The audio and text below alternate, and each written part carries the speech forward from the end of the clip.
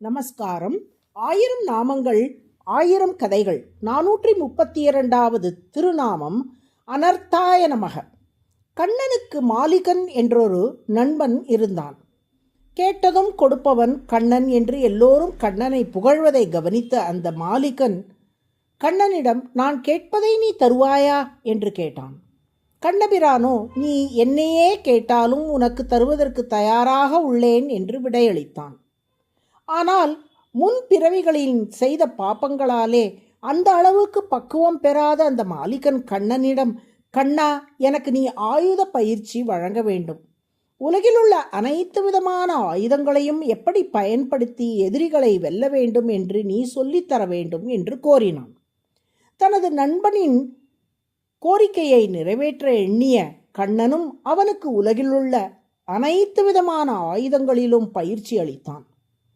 கண்ணனிடம் பயிற்சி பெற்றுக்கொண்ட அவன் பல்வேறு ஆயுதங்களை கையில் ஏந்தி நல்லவர்களை துன்புறுத்தத் தொடங்கினான். பல சாதுக்கள் அவனால் இன்னலுக்கு ஆளாயினர். இவற்றை கவனித்த பலராமன் கண்ணனிடம், என்ன கிருஷ்ணா, இந்த மாலிகன் செய்யும் அட்டூழியங்களை பார்த்தாயா? சீக்கிரமாக அவனை வதைக்க வேண்டும்.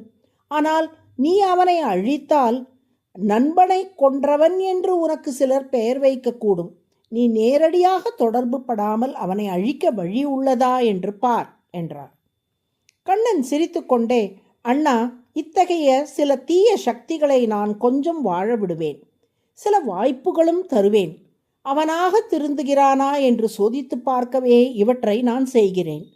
இவன் திருந்தாவிட்டால் சரியான நேரத்தில் சரியான விதத்தில் இவனது தீமைகளுக்கு நான் முற்றுப்புள்ளி வைத்து விடுவேன் பாருங்கள் என்றான். இந்நிலையில் மாலிகன் கண்ணனிடம் வந்து, கண்ணா, இப்போது தான் நாரதர் மூலம் ஒரு செய்தி அறிந்து கொண்டேன்.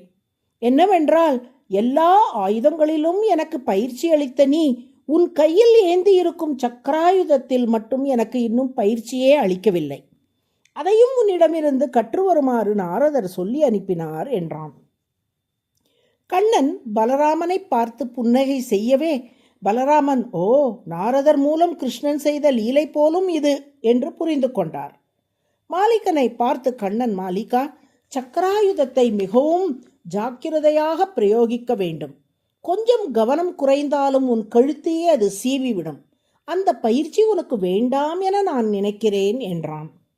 மாலிகனோ, இல்லை இல்லை, அதையும் நான் கற்றே தீருவேன் என்று கண்ணனை வற்புறுத்தினான்.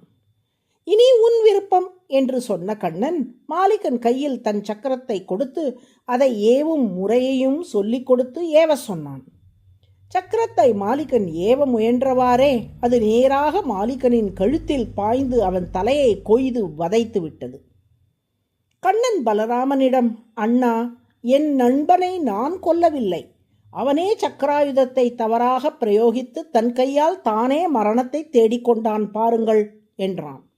அச்சமயம் அங்கே வந்த நாரதர், கண்ணபிரானே, உங்களை தரிசிக்கும் பேறு பெற்ற சான்றோர்கள் உங்களையே மிக உயர்ந்த இலக்காக வேண்டி பெறுவார்கள். ஆனால் இந்த மாலிகனை போன்றவர்கள் நீங்கள் உங்களை தருவதற்கு தயாராக இருந்தபோதும் உங்களை தவிர்த்து மற்ற விஷயங்களை நாடி தங்கள் முடிவை தேடிக்கொள்கிறார்களே என்றார். இவ்வரலாற்றை பெரியாழ்வாரும், சீமாலிகன் அவனோடு தோழமை கொள்ளவும் வல்லாய், சாமாறு அவனை நீ எண்ணி சக்கரத்தால் தலை கொண்டாய், ஆமாறு அறியும் பிரானே அணி அரங்கத்தே கிடந்தாய், ஏமாற்றம் என்னை தவிர்த்தாய், இருவாட்சி பூச்சூட்டவாராய் என்று பாடியுள்ளார்.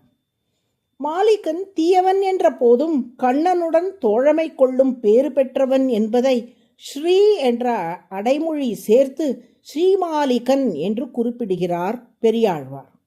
பக்திமான்கள் ஞானிகளுக்கு அடையத்தக்க மிக சிறந்த இலக்காக இருப்பதால் திருமால் அர்த்தக என்று அழைக்கப்பட்டார். இது 431வது திருநாமம். அதே சமயம் மாலிகன் போன்ற தீய எண்ணம் கொண்டவர்கள் திருமாலை தவிர்த்து மற்ற விஷயங்களை இலக்காக எண்ணி திருமாலை தங்கள் இலக்காக கொள்ளாமல் போவதால் திருமால் அனர்த்தக என்று அழைக்கப்படுகிறார். அதுவே சஹஸ்ரநாமத்தின் 432வது திருநாமம். அனர்த்தக என்றால் இலக்காக இல்லாதவர் என்று பொருள். துர்பாகியசாலிகளுக்கு இலக்காக இல்லாத திருமால் அனர்த்தக என அழைக்கப்படுகிறார். அனர்த்தாய நமக என்று தினமும் சொல்லி வரும் அன்பர்களின் எண்ணங்கள் உயர்ந்து பக்குவம் அடையும்படி திருமால் அருள் புரிவார். நாராயண நாராயண.